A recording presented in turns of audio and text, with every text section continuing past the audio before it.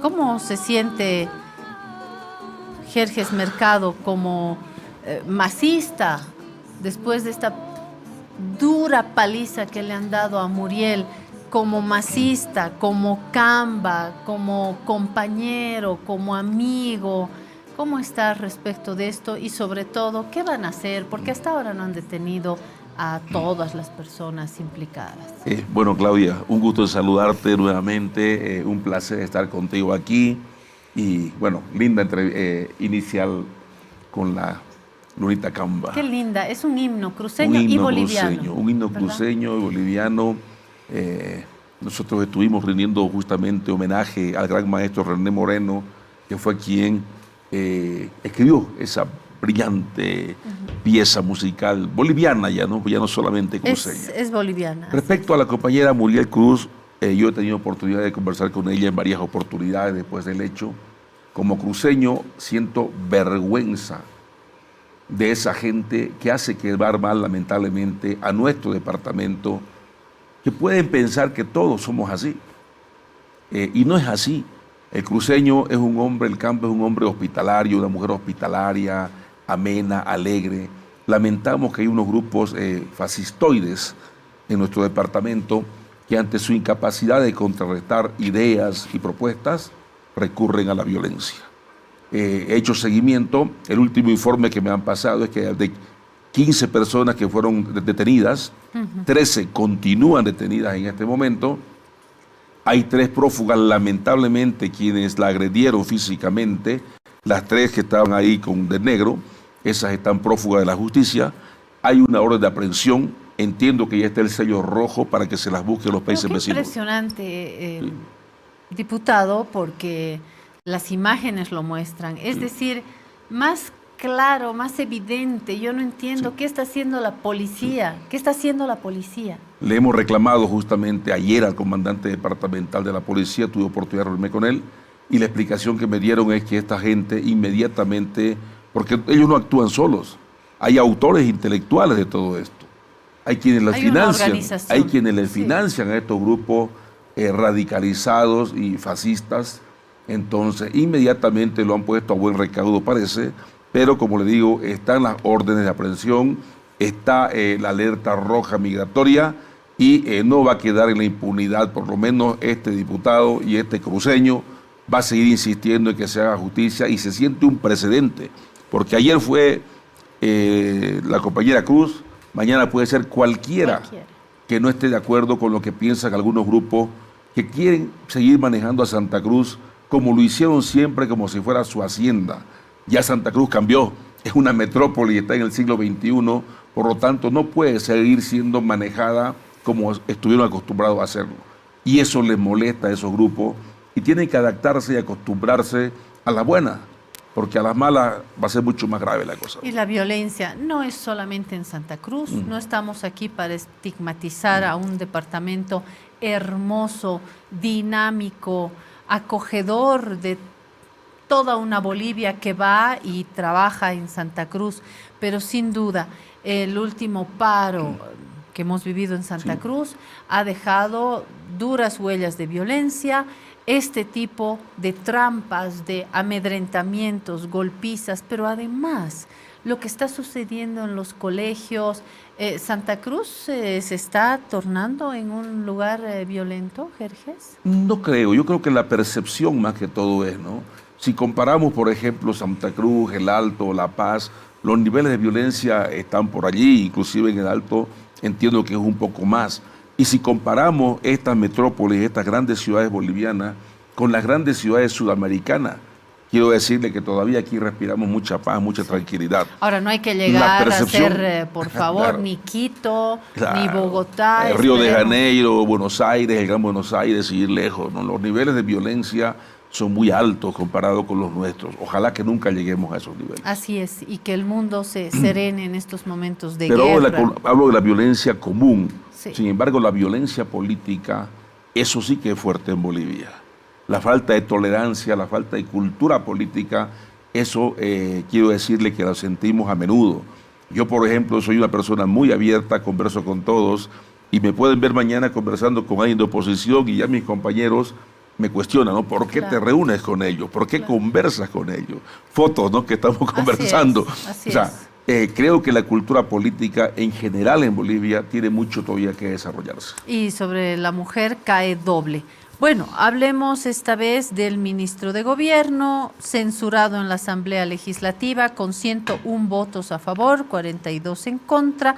Esto después de una interpelación sobre el tráfico de vehículos robados en Chile y comercializados ilegalmente en Bolivia. El ministro ha tenido que responder a 14 preguntas en esta interpelación, impulsada, por supuesto, por los diputados de la oposición, Comunidad Ciudadana y Creemos. El ministro informó que se recuperaron 31 vehículos robados en Chile, otros en Brasil, Perú, Argentina, que se recuperó el 80.1% de los vehículos y que la restitución con reporte de robo internacional es responsabilidad de la aduana, el Ministerio Público y el órgano judicial en cumplimiento. Pero, ¿qué importa, no? O sea, aquí hay que dar una señal política y parece que lo que se dio es una señal política, por supuesto, de la oposición, chocolate por la noticia, pero hay también una muestra ya de una tensión más que evidente. Ya no es tensión, esto ya es el más en la mala hora, según yo. Y según Jerjes Mercado. Mire, lo que ha pasado ayer, por supuesto, no vamos a negar que un acto de interpelación es una de las facultades que tiene la Asamblea Legislativa y sus miembros para poder fiscalizar la política del gobierno nacional. El ministro del Castillo, creo que su defensa fue muy buena, mostró con resultados concretos, con cifras lo que había hecho, pero ya iban con una consigna, ir a dar una señal política, era golpear políticamente al gobierno nacional. Hay grupos radicalizados de CC, de Creemos, que había que preguntarse qué están buscando con esto. Yo creo que lo que están buscando esos grupos más radicalizados de estos frentes políticos es desgastar al gobierno, es tumbar al gobierno y, por supuesto, si llega Arce Catacora hasta el 2025, que llegue lo peor posible, con la esperanza de que aparezca un salvador desde a la derechista para que ocupe el gobierno antes del 2025, preferentemente según ellos, o después del 2025. Esa es su línea, esa es su consigna. Debo decir que dentro de ellos, por supuesto, no todos piensan exactamente así, pero las alas más duras, más radicales, que habrá que preguntarse qué otros intereses están respondiendo, a quiénes le responden realmente. No creo que le respondan a Calacoto solamente, a Chochocoro. Deben estar respondiendo a otros intereses internacionales mucho más radicales y mucho más peligrosos. ¿Está pensando en otros países? Por supuesto. Bolivia es un mal ejemplo. Sabemos que la conspiración internacional es muy fuerte. Lo han demostrado en los luctuosos hechos de noviembre de 2019. Se ha demostrado, usted hablaba de los famosos cercos, famosos bloqueos a Santa Cruz que han habido. El último fue de 36 días, el anterior en noviembre también de 2019 fue mucho más grande, 21 días, pero mucho más contundente creo. Ahí también se ha demostrado que había financiamiento externo en ambos casos. Por lo tanto, hay elementos externos también a los cuales, no quiero decir todos, pero una buena cantidad de estos parlamentarios le están respondiendo. Lo que sí tengo que lamentar es que el infantilismo de izquierda ha hecho huella aquí lamentablemente, y el grupo parlamentario que responde fundamentalmente al expresidente Morales, en esa también ceguera política, diría yo, le hace un flaco favor a estos grupos. Y fíjese que varias de las normas más importantes coinciden con ellos y se oponen al gobierno de Luis Arce Catacora. Usted es del ala arcista. Yo soy del ala masista, yo soy del ala revolucionaria, yo soy del ala que luchó para que recuperemos la democracia y lo llevemos a la cabeza al presidente Luis Arce Catacora. Considero que somos quienes contamos con el voto popular para que nuestro gobierno, del MAS y PCP, gobierne este país hasta el 2025.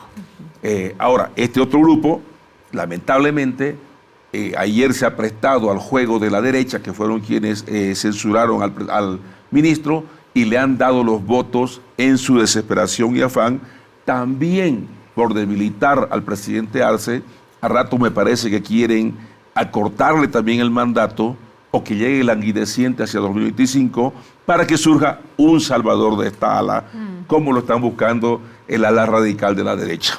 Ahora hay que decir también que en el ala arcista se está buscando la candidatura de Luis Arce. Hay otro factor que es David Choquehuanca, es decir, hay una pugna por el poder también, no solamente están los buenos y los malos en el MAS, porque pregúntenle a los evistas y los evistas van a decir que son quienes están en el gobierno, quienes le hacen el juego a la derecha, que están permitiendo el narcotráfico, y usted ha sido blanco, diputado, ¿sí?,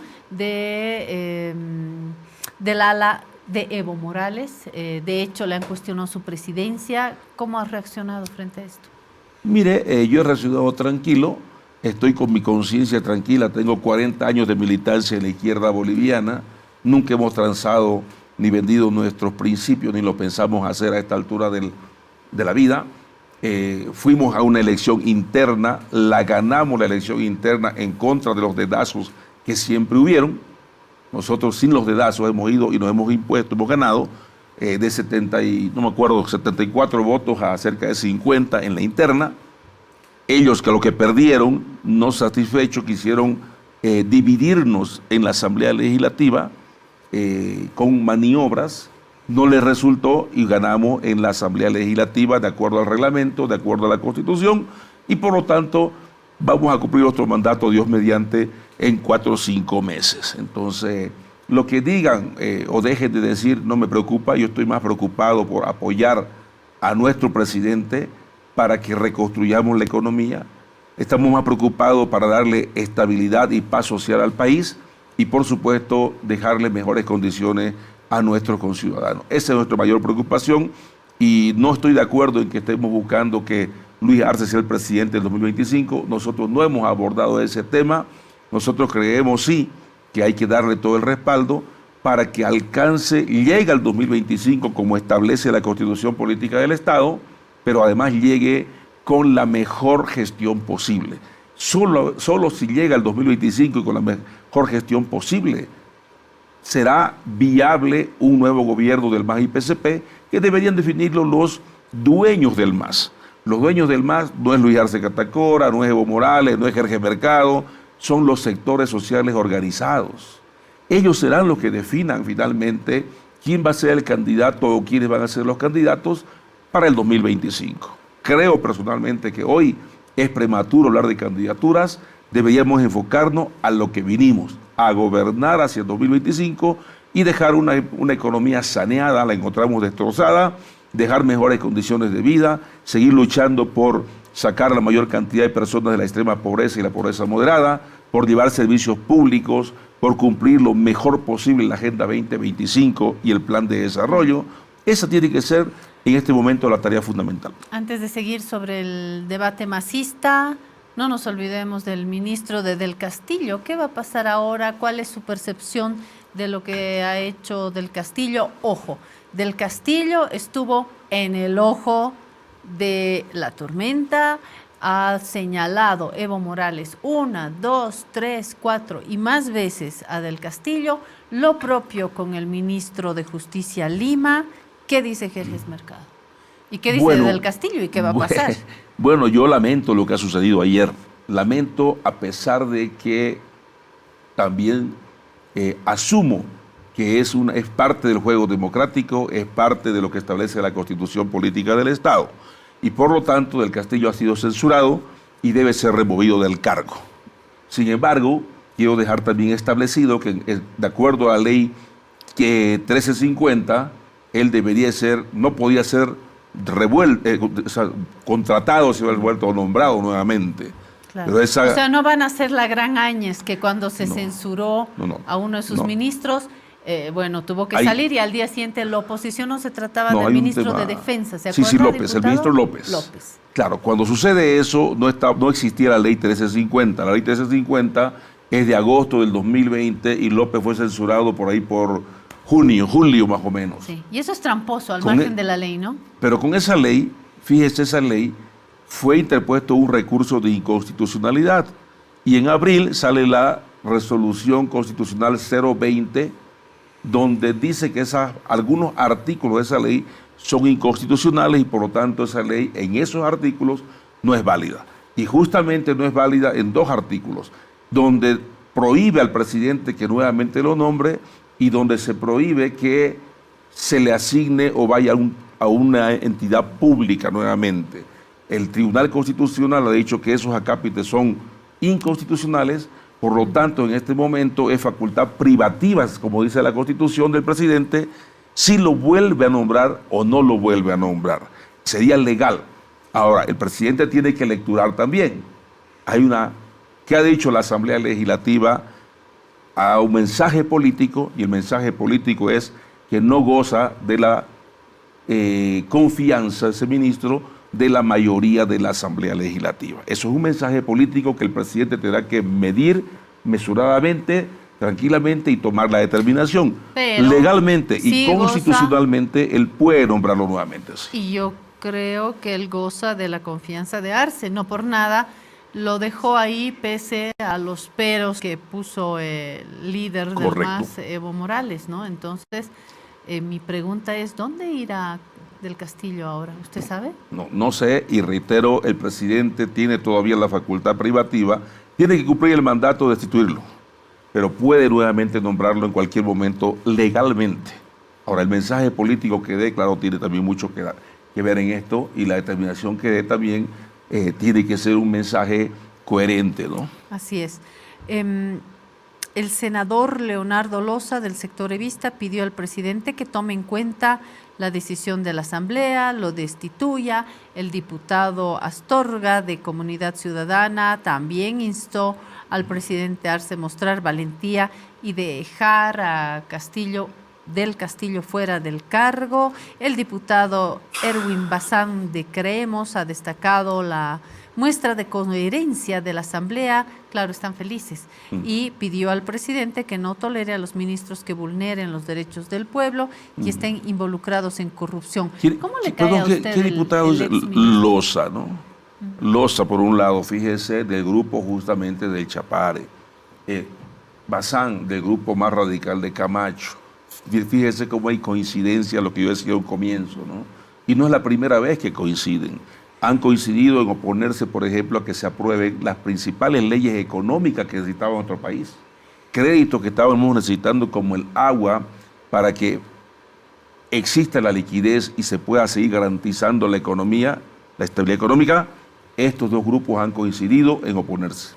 Cuando hemos trabajado la ley del oro para fortalecer las reservas internacionales, qué casualidad que estos 2 grupos también coinciden y se oponen. Cuando hemos aprobado el presupuesto general del Estado, estos 2 grupos también han coincidido en oponerse a un presupuesto elaborado por el presidente Arce. Cuando hemos querido pacificar Bolivia y Santa Cruz con la ley de aplicación del censo, justamente el ala fascista, porque hay que llamar por su nombre, el ala fascista de la oposición ha coincidido con el ala que recibe órdenes del Chapare. Yo lamento que estos compañeros estén en esa actitud. Una vez más aprovecho de instar a que nos sentemos, conversemos y antepongamos los intereses mezquinos y veamos lo que es mejor para el país. Creo que eso es lo que corresponde. Ahora, Evo Morales, más de una ocasión, estos últimos días sobre todo, ha llamado a estas reuniones para lograr una unidad nuevamente dentro del movimiento al socialismo, es decir, no hay que tener gran inteligencia para darse cuenta que ustedes, los masistas, separados, aquí los arcistas, allá los evistas, pueden fácilmente perder las próximas elecciones. Ustedes dirán, es anticipado, pero el tiempo pasa rápido y como se sigan profundizando estas divisiones, estas peleas, estos adjetivos, estas descalificaciones, estos conflictos, van a llegar definitivamente con la cristalería hecha pedazos y ahí sí le van a hacer el juego a sus opositores políticos, a lo que ustedes llaman repetidas veces la derecha, ¿no? ¿Le van a hacer el juego a la derecha? Y creo que sería obtuso hacer eso. Creo firmemente en que hay que hacer todos los esfuerzos no por ganar las elecciones del 2025, sino por no defraudar al pueblo boliviano, por no defraudar a la gente de los barrios populares, por no defraudar a los campesinos, por no defraudar a las grandes mayorías nacionales que tienen su instrumento político, que es el MAS-IPCP. Deberíamos seguir luchando y buscando esa unidad que reclama el pueblo boliviano del MAS-IPCP, para darle continuidad al proceso de cambio más allá todavía del 2025, para seguir construyendo y protegiendo el Estado plurinacional. Hay que buscar esa unidad, pero la unidad también no se la puede buscar solamente para que una persona quiera manejar a su antojo el MAS y el gobierno. La unidad tiene que ser buscada para buscar mejores días para el país, y no como se está haciendo en este momento, donde llama a la unidad y conspira contra el gobierno del MAS. Llaman a la unidad y bloquean al presidente Luis Arce Catacora.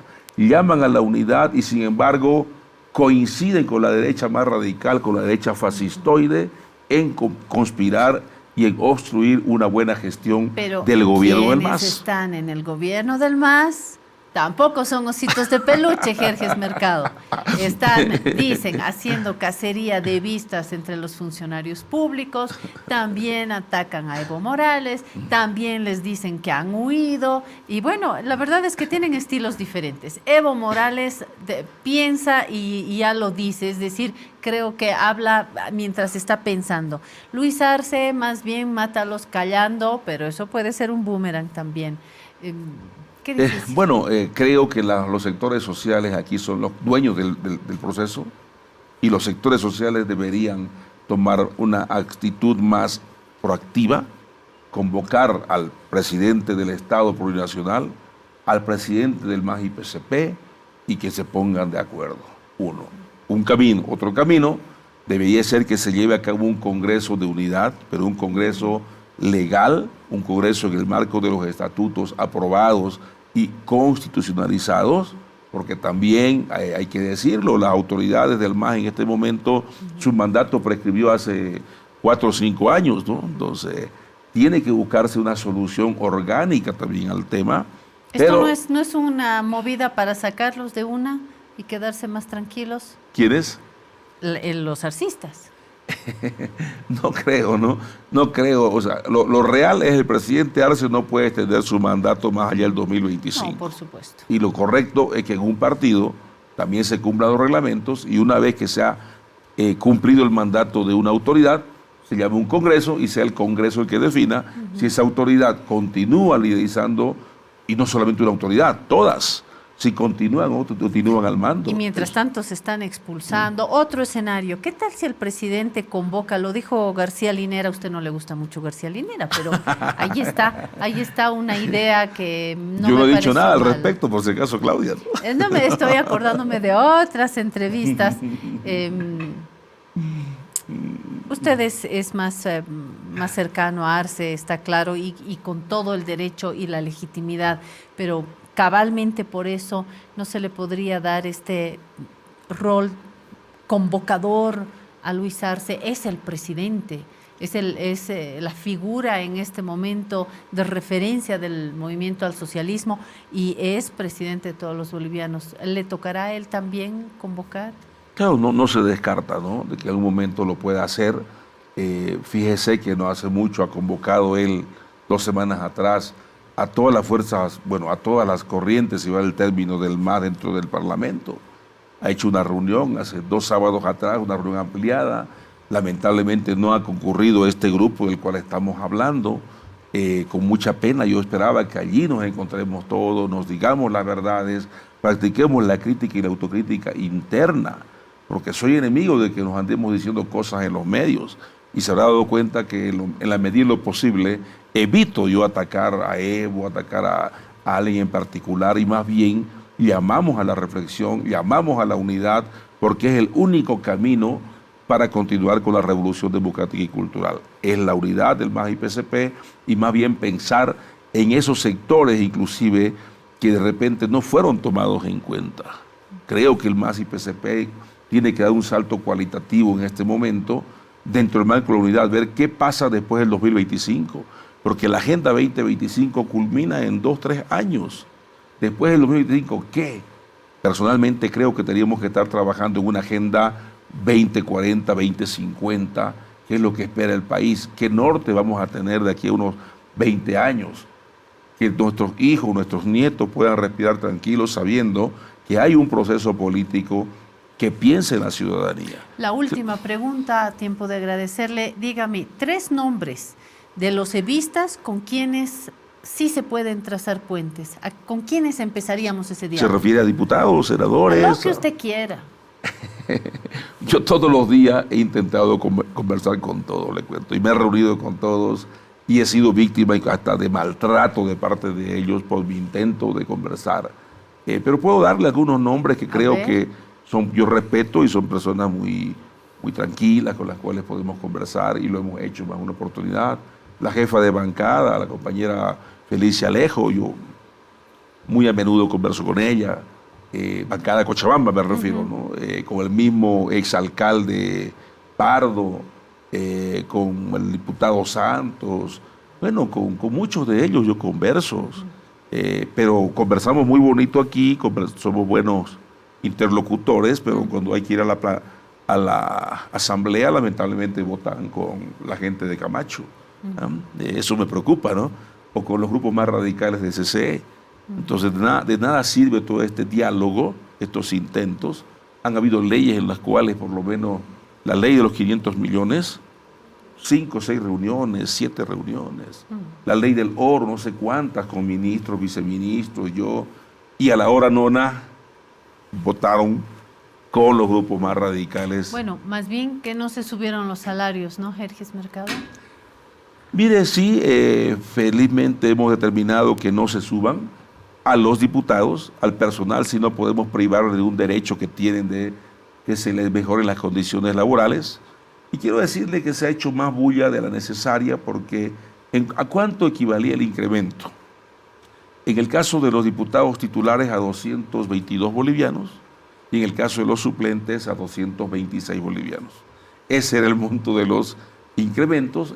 Sin embargo, claro, la señal política creo que no ha sido la óptima y por lo tanto nosotros hemos decidido que solamente se le se le incremente, como dice el decreto correspondiente, al personal de la Asamblea. Nosotros nos mantendremos como estábamos, no porque nos sobre la plata.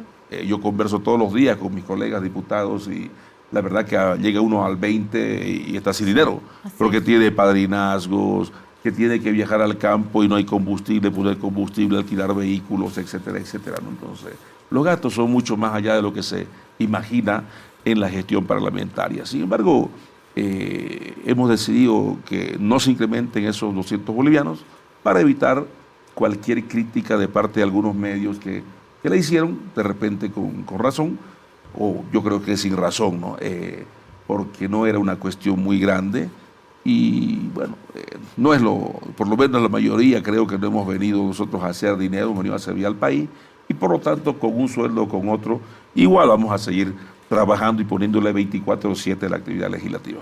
Jerjes Mercado, presidente de la Cámara de Diputados, muchas gracias por venir hasta esta montaña. Es un placer siempre charlar con usted. Querida Claudia, yo soy el agradecido con la razón, con usted. Efectivamente, siempre es un placer conversar con usted y verla por la televisión, aunque sea, o en su propaganda, que la veo siempre en La Razón también. Qué lindo, gracias, diputado.